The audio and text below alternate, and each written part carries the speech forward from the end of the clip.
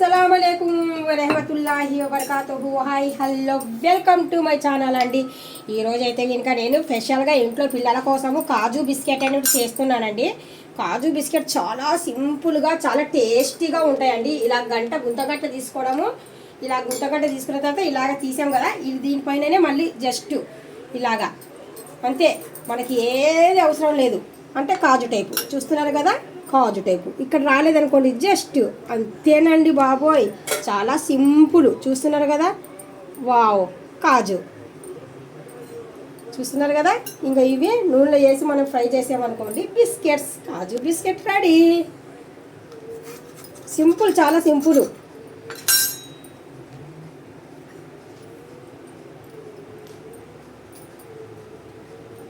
నాకు నూనె కూడా బాగా వేడెక్కిందండి.